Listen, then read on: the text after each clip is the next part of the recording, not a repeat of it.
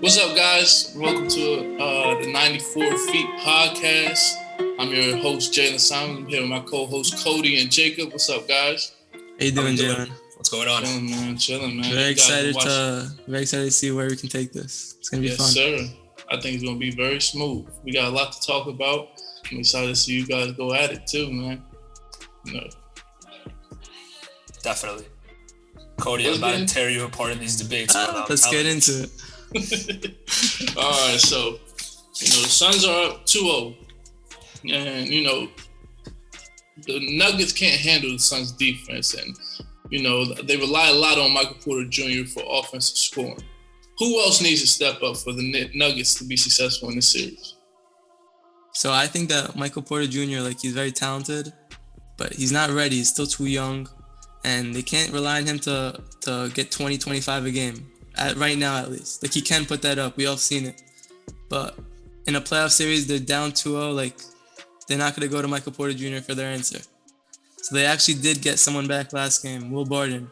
And I've always loved Will Barton's game. He can get a bucket whenever he wants. And we actually saw that in game 2 where he came off the bench, got 15 minutes, scored 10 points. He needs to step up, and Mike Malone needs to go to him and be like, hey, we're injured right now. We don't have our guys. You need to step up and basically take on the role of being the primary guard and being that pick and roll with Jokic and put up 20 plus points. Okay. That is a solid response. I do agree Will Barton is a great player. However, I don't think he could be that next man up to step up and be the second option for Jokic. Will Barton is a great player, but he's just coming off an injury. First game back, he did play pretty well, but giving him the weight of being the second scoring option and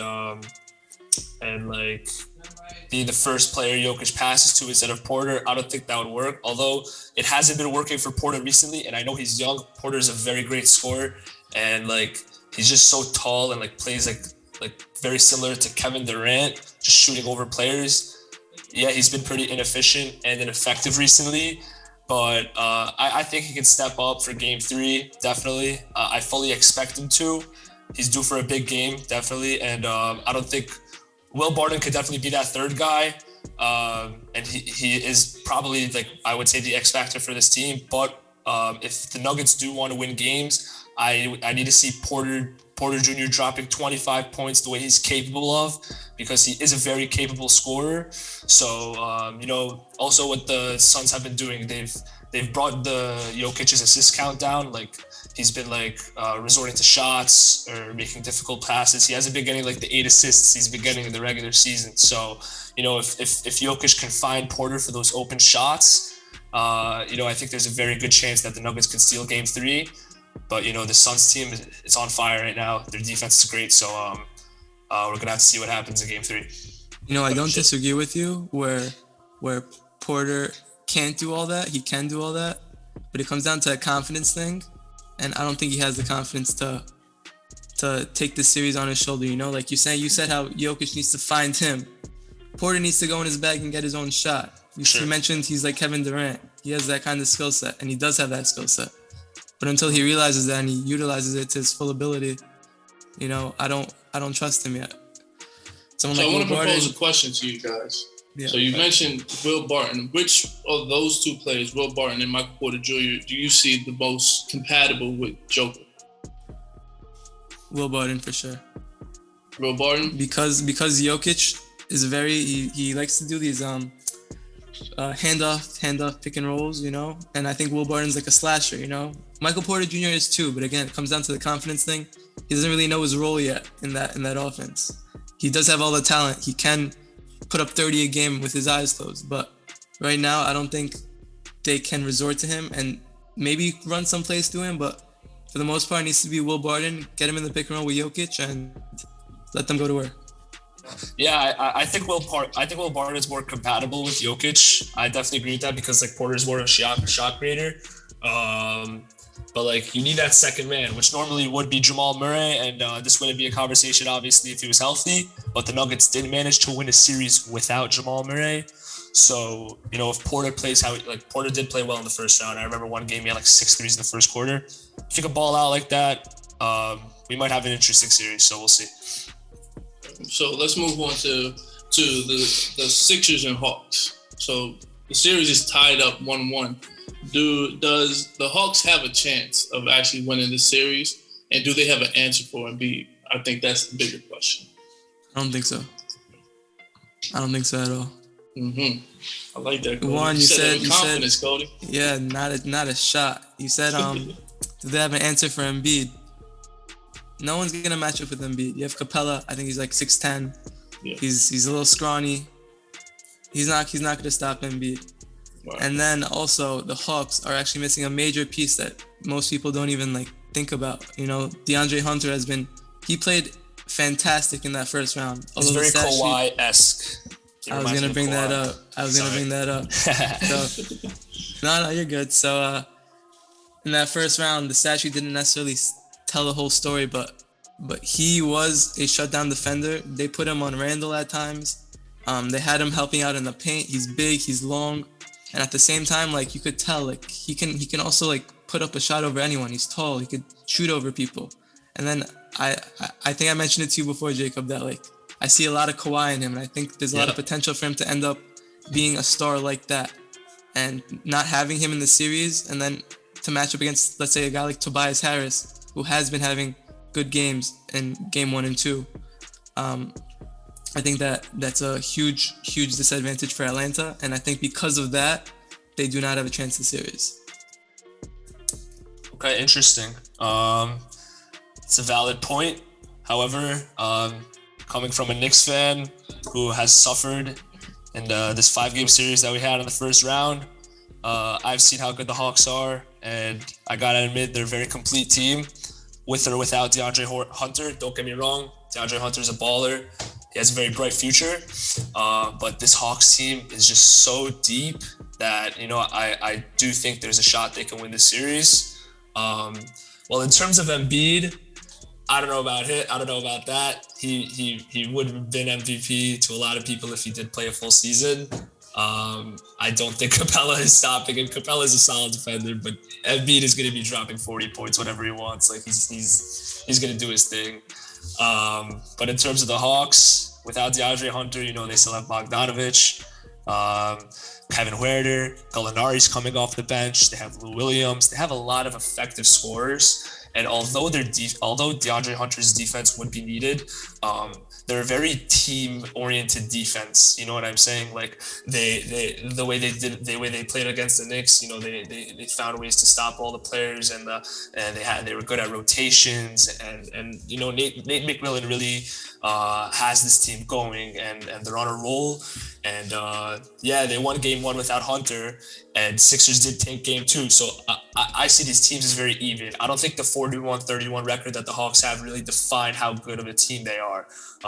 They've been one of the best teams in the league ever since they hired Nate McMillan as the head coach. And if Trae Young keeps doing his thing and keeps orchestrating this offense for the Hawks, finding open shots, making deep threes, all that kind of stuff, I think there's a decent chance the Hawks can win. But yeah, we have to see. We have to see if the depth keeps pulling through for the Hawks. But for all we know, if Embiid just goes unstoppable mode for these next few games, Hawks' chances might be over. So we'll find out. Jacob, you made a really good point about no one can really stop Embiid, but I think the best thing to do is to contain him. But I want to go back to something Cody said. Cody said that DeAndre Hunter is very Kawhi-esque. I will explain that a little bit more because I don't see it. I personally don't see it. Yeah, so whenever I think of Kawhi in his early days in San Antonio, he wasn't the go-to guy. They had Tony Parker, they had Tim Duncan, Ginobili. They didn't need him necessarily to take the ball and go into his bag. And I see the same thing on the Hawks, where they have Trae Young, they have Bogdanović, they have John Collins, they have other guys that are gonna handle the bulk of the scoring. But as Kawhi was on San Antonio, DeAndre Hunter is that lockdown defender. And if you just watch him, you see how big he actually is. He could guard the 4, he could guard the 3, he could guard the 2, and you just see he also has a very pure shot, very set shot like Kawhi has. And I see he's also in his second year, like he's still, He is in the second he didn't even start yet. But my rebuttal to that is, Kawhi has something that not a lot of players have. He has that dog in him. You know what I mean? I don't see that in DeAndre Hunter. I see. Did you see that?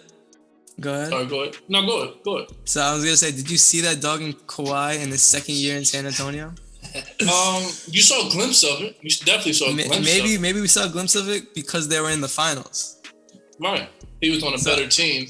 Right, which gives him a little bit more edge than DeAndre Hunter as well. I think if you saw the Hawks, you're 100% true on that. But if the Hawks made a run with Hunter and we started seeing like little glimpses of Hunter, like, oh shoot, like this guy can get a shot up whenever he wants, which is what I've kind of seen. Smooth. He has a very smooth jumper. Very smooth jumper, yeah. Right. So I think if they had a little bit more time in the playoffs and if he was healthy in this series, like you might be saying something else. Okay. Well, our time is running out on that topic, so we're gonna have to table that one. But all right. So let's move on to the Nets versus Bucks. So, the Nets looked pretty dominant in the first game. They're in game 2 now. They're going on game 3 right here. So they're going to game 4. I think they're up. They're going to game 4. 2-1. Sorry about that. Up 2-1 right now. 2-1. Sorry about that. So they lost this last game. What do you think the breakdown was in this last game? And do you think that they feel some type of pressure on winning game 4?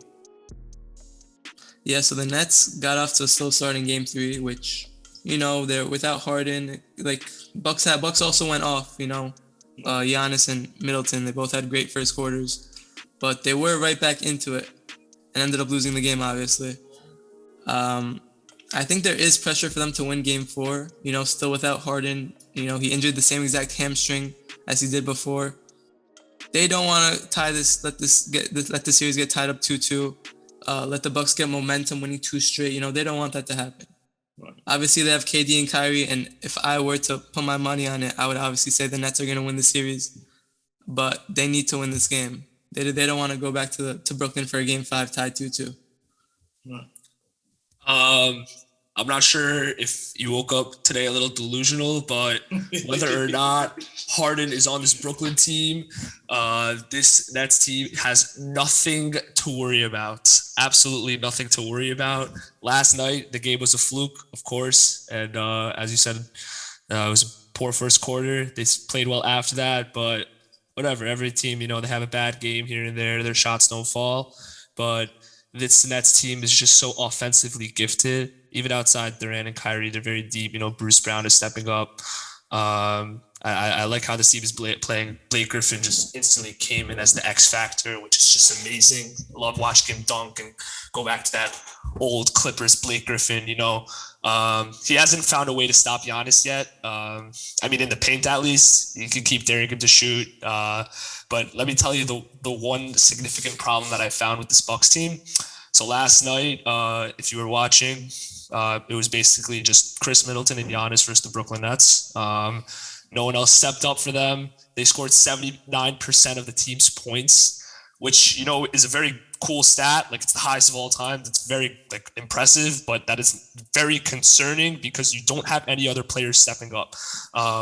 It's pretty unfortunate they lost Dante DaVinci, but they still have Bryn Forbes coming off the bench. Drew Holiday, great game winner. That was a very nice spin move to finish the game, but 9 points is not acceptable from Drew Holiday. Brook Lopez, I want to see him knocking down some threes, getting some block shots, This Bucks team is just outside of Middleton and Giannis. I feel like those players, Drew Holiday might step up, but they're just not deep enough. They're using like a 7-man rotation right now or something like that. And, I feel like Giannis just might get tired. He can't carry that weight. So even if the Bucks do win game 4, which I don't expect to happen, because the Nets scored 83 points last night, I think, which is very low for the Brooklyn Nets. I expect them to come out game 4, firepower, shooting the ball. They're going to be going on offense. They might not find a way to stop Giannis, but I think the Nets have nothing to worry about with or without Harden, and they should be fine despite the outcome of game 4. So I'm gonna have to side with Jacob on this topic too. I'm sorry, man. I don't think they have anything to worry about. Honestly, no one can stop KD. That was evident last night. They tried to put small PJ. KD was a dog last night.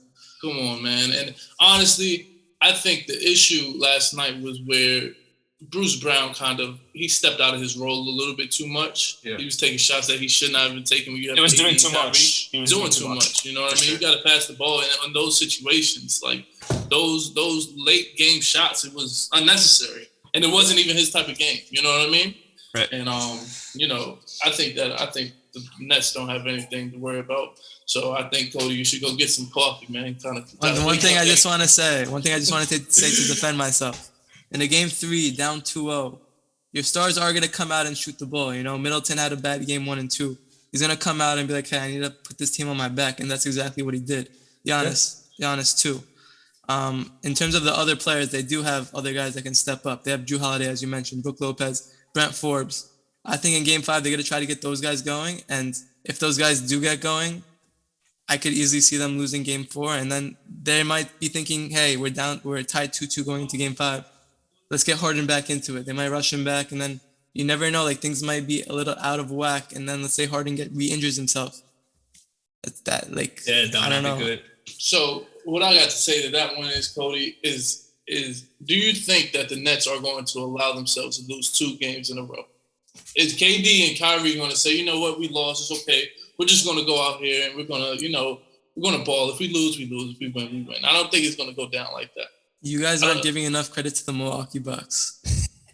You're not giving enough credit to the Brooklyn Nets. They don't have James Harden right now. So. They don't need James Harden. They have KD and Kyrie, bro. They might need Harden for the finals. Like, let's say they versus the Suns or the Clippers, even the Jazz. But I think for now they're fine without him. I think without Harden, this series is going to 7.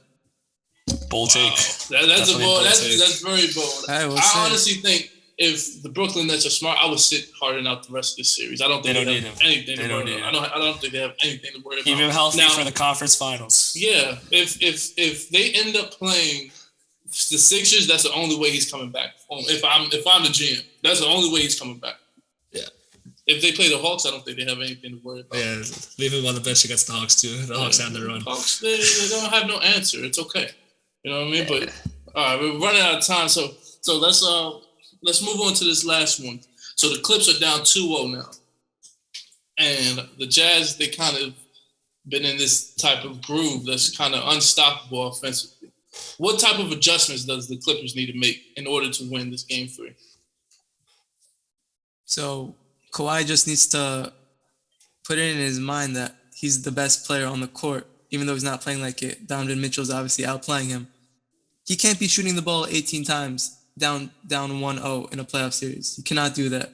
Sure. I don't care who else you have on your team. You have Paul George, Reggie Jackson's balling out, but you cannot shoot 18 times and have Reggie Jackson shoot 19 times. You need to shoot the ball 25 plus times. And if you're going to go down, you're going to go down with your best player not performing. You can't sit in the corner and just watch your other guys go to work. That's how they're going to need to – that's what they need to do on offense. And on defense, they're kind of getting really cooked right now. We're seeing why the Utah Jazz are the first seed. Donovan Mitchell's is making the right play. He's making tough shots. Their entire team's making tough shots. They're hitting threes. I think they hit like 20 plus threes last night.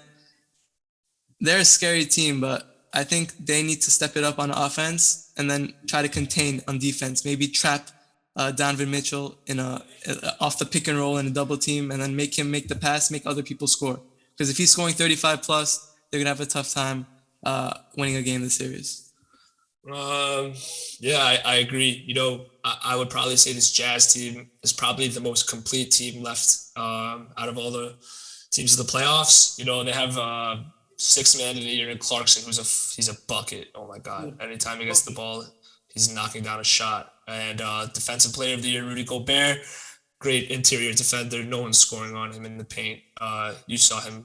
You know, Paul George got a couple and ones on him, but the paint is under control with Rudy Gobert in there. And for this Clippers team, you know, went down 0-2 against the Mavericks, had to climb themselves out of a hole, which was extremely difficult to do. They needed Kawhi to drop 47 points in Game 6, you know, to force the Game 7. And then ultimately Game 7 just showed that the Clippers were the better team, but there was never a team that went down 0-2 in the first 2 rounds and came out of the second round. It's very hard to come out of that hole twice, let alone once. It's very difficult to do. But if it were to happen, as Cody said, Kawhi should be taking multiple shots, like from the get go. Like they shouldn't be going panic mode. Also, Tyronn Lue's not a good coach in my opinion. He just gets superstars wherever he is. Yeah. If the Clippers had a better coach, I think they would be a lot better of a team. A coach is a very important aspect of a team, despite the fact that you have all-stars, and I just think they can't just say after going down 0-2, all right, Kawhi, now it's your time to go off. He should be going off. He should be getting the ball out game 1, game 2. Reggie Jackson's been huge for them. He's really rejuvenating his career with the Pistons, with the Clippers. Hasn't been this good since he was on the Pistons. So if Reggie Jackson keeps playing the way he's playing, if Kawhi steps up and goes freaking Cyclops mode, drops 40, 45 points, outplays Mitchell, which is the most important thing, locks down Mitchell, maybe put him on Mitchell on the defensive side. That's impossible. Can't stop Mitchell right now.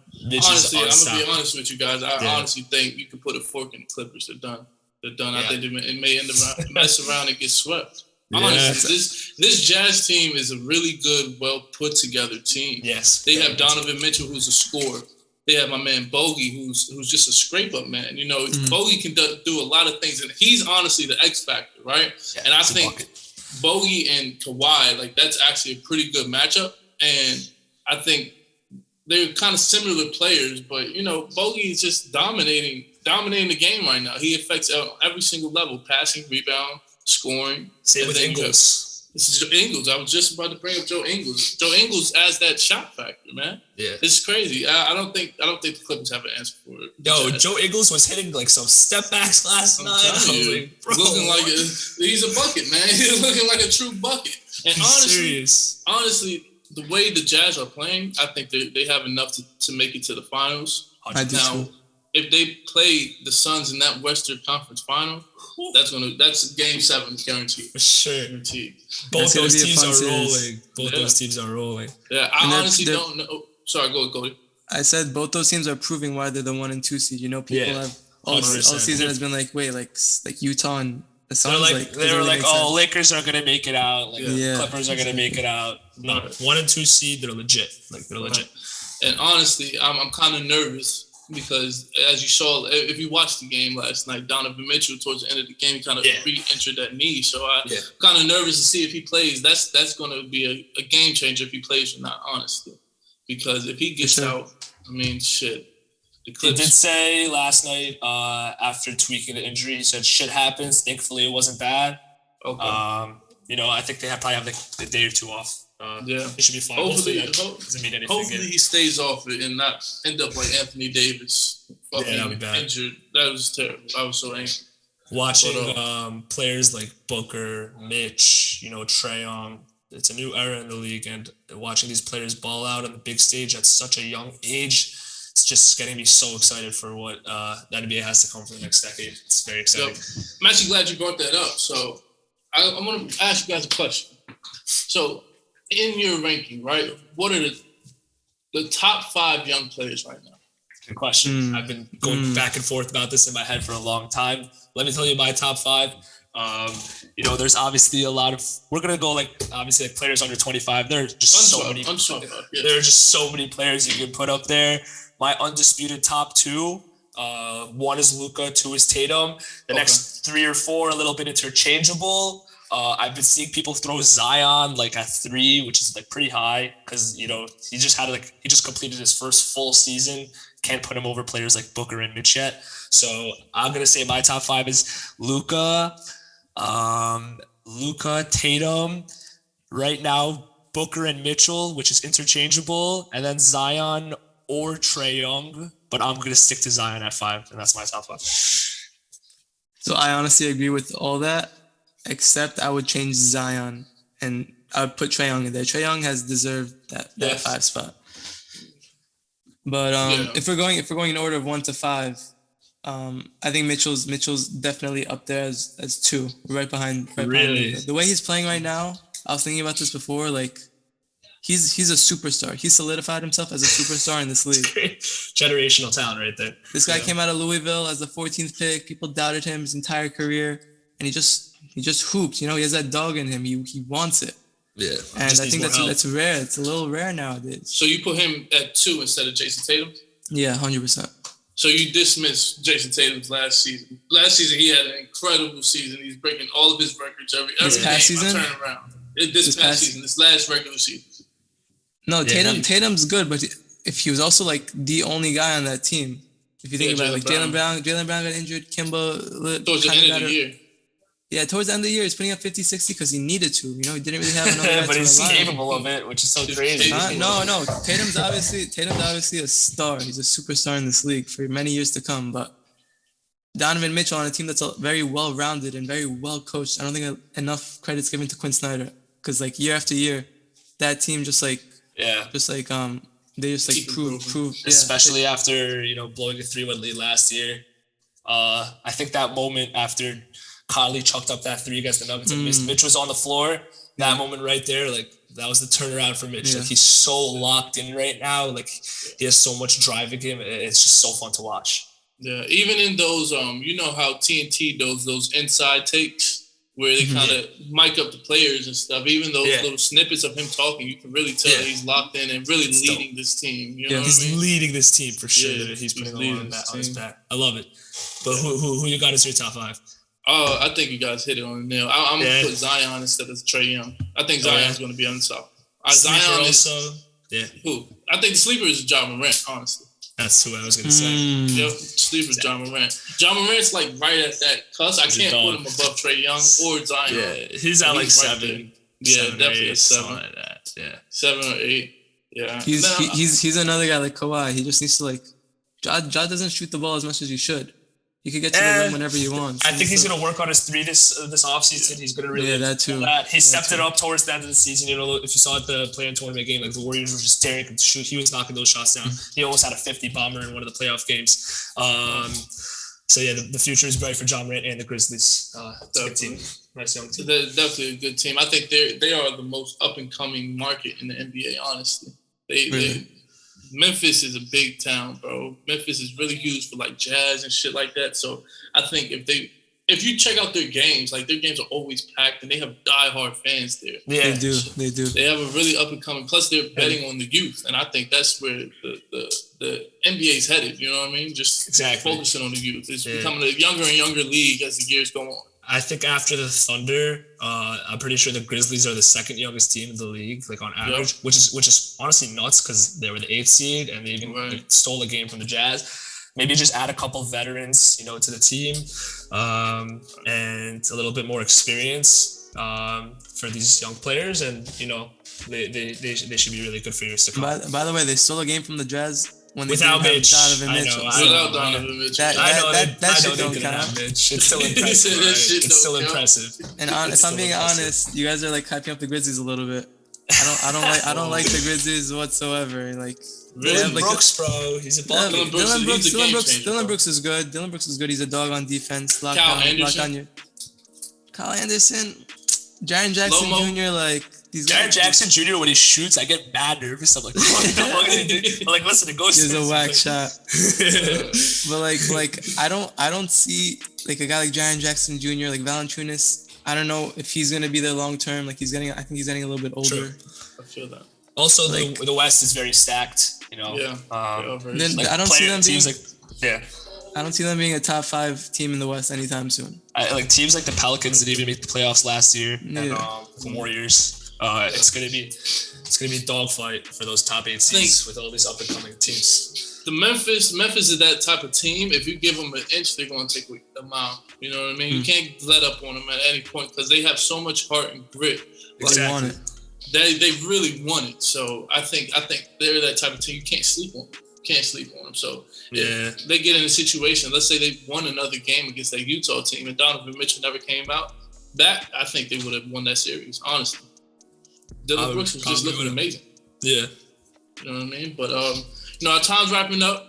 That concludes episode of 94 Feet Podcast. I think it was a good one, man. It was definitely a good one. Talked about a lot of different things. For sure. So, thanks for watching and, subscribe, like, do all that YouTube stuff, man. Peace. Yes, sir. See you guys in episode 2. Yes, sir.